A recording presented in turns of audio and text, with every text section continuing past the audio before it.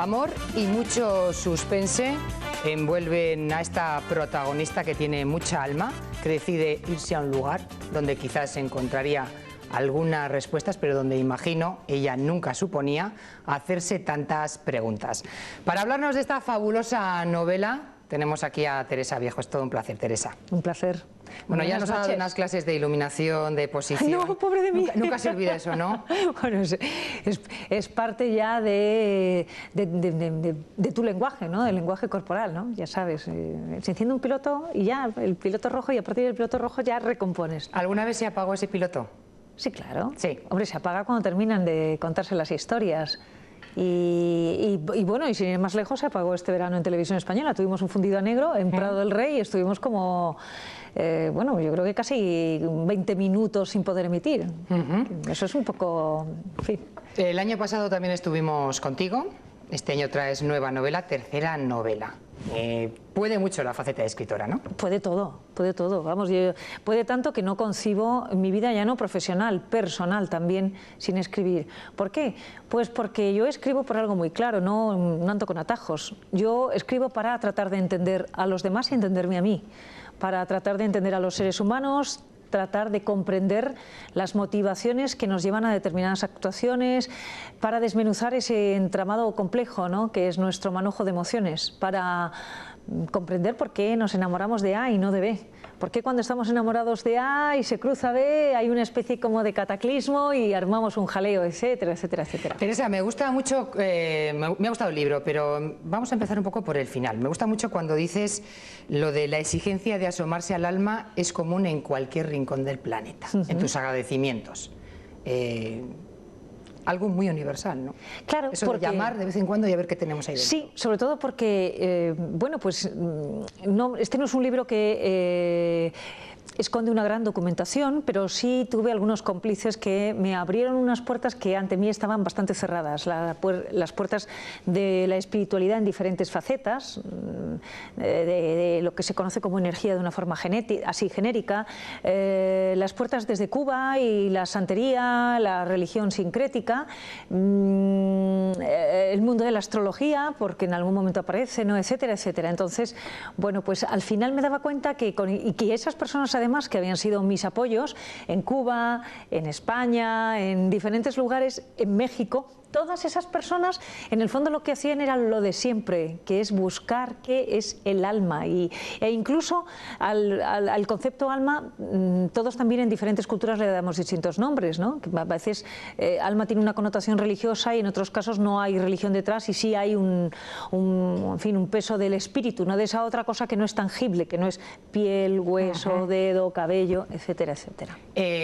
Todos los nombres en esta novela tienen un porqué, ¿no? Claro. Alma, La Constancia, Malpaís. Sí. Bueno, cuéntanos un poquito la historia. ¿De qué va Mientras llueva? Siempre la lluvia, ¿no?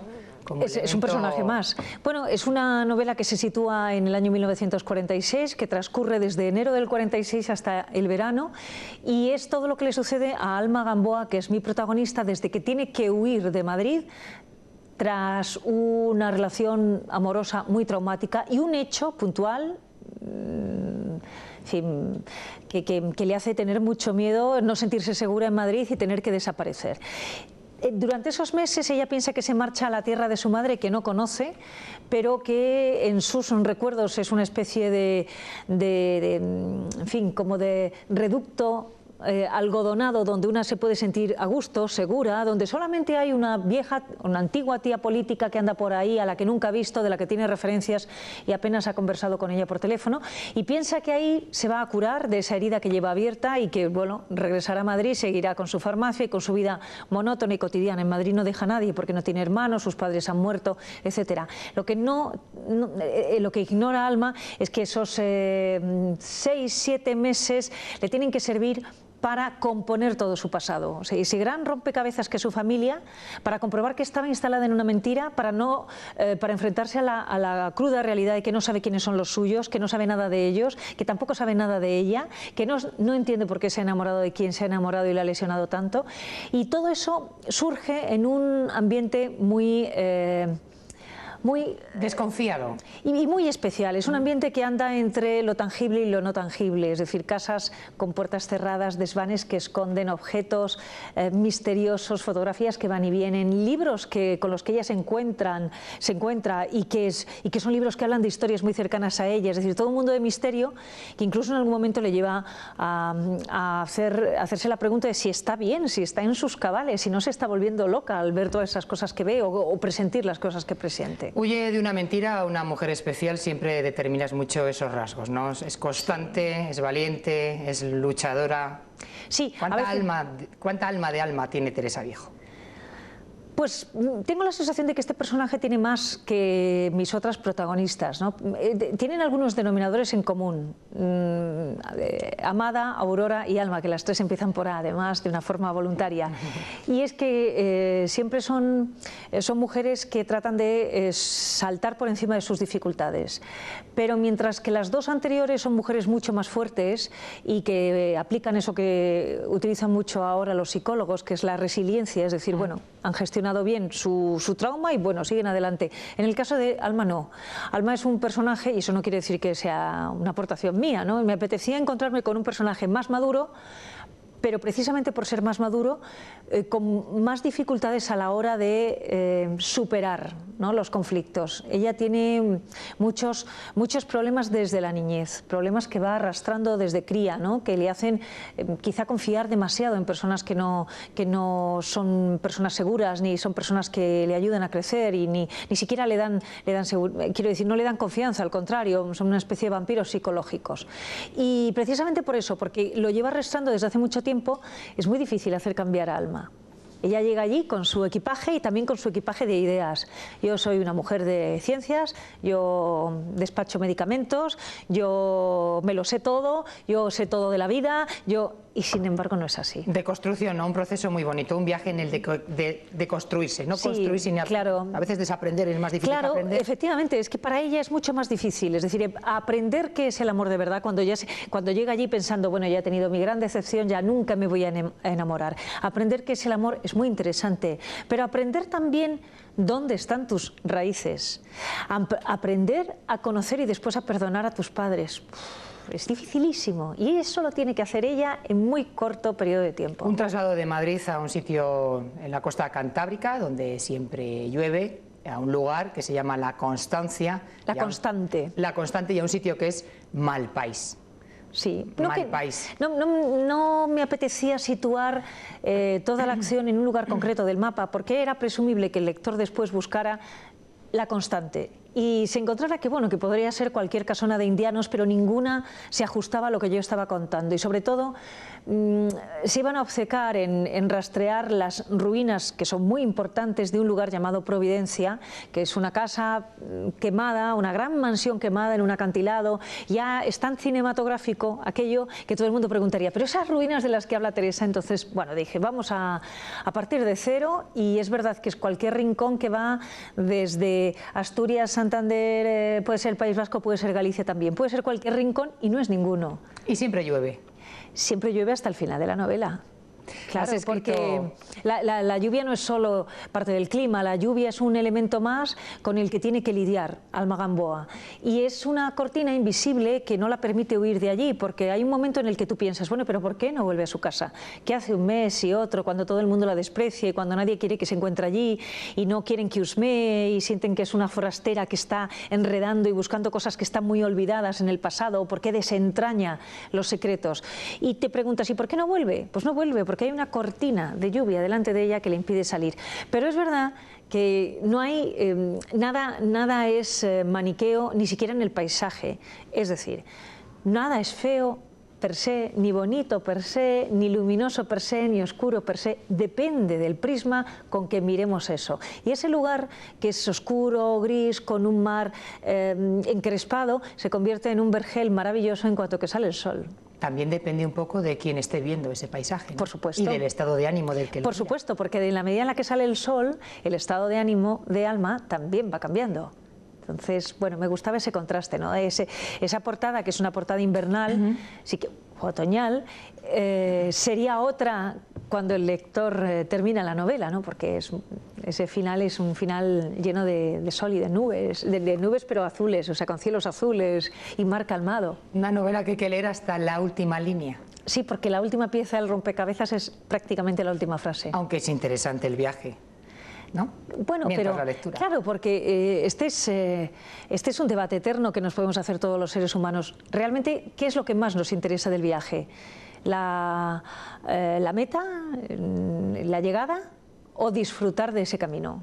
Y la lectura tiene que ser un gozo según vas leyendo, porque además yo entiendo que leer es parte del aprendizaje, vivir es parte de un aprendizaje, esto que estamos haciendo es parte de nuestro aprendizaje. Y en la medida en la que vamos sumando cosas, cuando llegamos al final, hombre, si el final es hermoso, mucho mejor. Pero el sabor que nos deja el viaje ya vale la pena. ¿Vale la pena dedicar tu vida a la memoria del agua, también que en tiempo nos encuentre? Ahora presentas una tercera novela, Mientras llueva, escribir.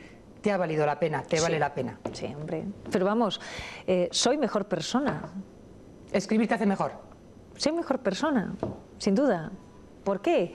Pues porque me entiendo mejor, porque entiendo mejor al ser humano, porque perdono casi todo, porque lo voy comprendiendo, porque entiendo hasta la vida, si quieres, porque esta novela tiene después un pozo que a veces me preguntáis, bueno, pero tú, al terminar la novela, ¿crees o no en los espíritus? Me decís, ¿no? ¿Tú crees que existen como las megas, a ver las ailas? Bueno, pues es que también yo creo que esta es una pequeña reflexión que tiene que hacerse cada lector o lectora, pero es verdad que incluso ya no solo entiendes al que está a tu lado, es que entiendes la vida, el sentido de vivir, de todo. Y dices, ¿y yo me iba a perder esto? Es verdad que está muy bien contar la realidad. Es mi oficio, ¿no? Ser periodista y contar lo que pasa. De ese oficio que tú tienes, el lado televisivo, el lado de escritora, el lado de radio, mujer de radio también, ¿qué es lo que más te gusta de cada uno?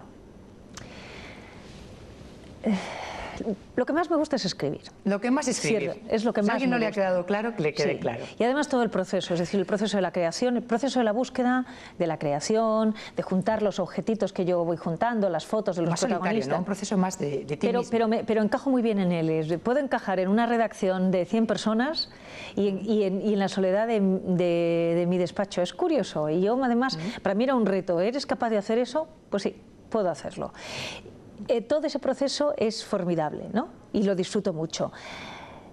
También el proceso de ofrecer tu trabajo al público, es decir, el encuentro con el lector, los talleres de lectura, toda esa parte, incluso en la misma promoción, sentarme con vosotros, conozco gente nueva, vuestras impresiones, eso es formidable. De la radio adoro la limpieza del mensaje, en el sentido de que no hay esas cosas que nos enseñaban cuando estábamos estudiando. Hay un emisor y un receptor. Un receptor y un mensaje que llega normalmente de una forma muy nítida, sin ruido alrededor. No hay nada que te distraiga y eso me gusta muchísimo. Y me gusta además todo tipo de radio, porque yo no había probado la radio de noche, probé la radio de noche, he probado la radio de mañana, he probado la radio de tarde, no he hecho informativo puro y duro. Y ahora hago un programa de autor, como me dicen en Radio Nacional, ¿no? Entrevistas, que te permite conocer gente muy interesante y reflexionar sobre la vida. Eso es lo que más me gusta de la radio, el coger unos auriculares, sentarme frente a un micro y hablo, cuento. Y normalmente esa comunicación se recibe muy bien, porque cuando tienes frente a ti a un oyente y te dice te escucho, no le tienes que dar explicaciones, sabe muchas cosas de ti. Es algo parecido a lo que sucede con el lector. La televisión tiene, claro, yo como me conozco mucho los entresijos de la televisión, ya ha perdido todo el envoltorio de celofán, es decir, no me resulta, no me epata, ya no soy una niña que dice, ¡oh! ¡Qué gran parque de atracciones es este! ¿No? Es que ya me lo conozco, y me conozco el engranaje de los mecanismos, en fin. Me gusta el trabajo en equipo de la televisión, mucho.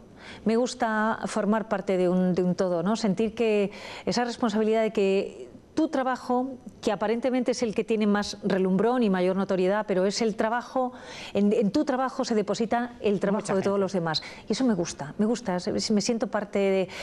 Me gusta sentirme una más del plató y coopero con todos mis compañeros y cuando no estoy en directo me voy junto al cámara y le digo cualquier cosa y eso me gusta mucho de la tele. Fíjate que es lo que menos ven, que nos están viendo. Siento decepcionarles, pero es eso otro lo que que más me gusta. Hombre, luego tiene, cuando las cosas van bien, es todo muy bonito, por tanto el afecto del público es, te granjeas un afecto incluso del cual no te crees meritoria, porque dices, ¿usted por qué me quiere tanto si yo hago lo que hacen otros bien?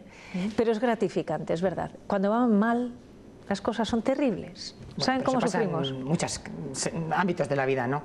Tienes poca capacidad de acción, pero bueno.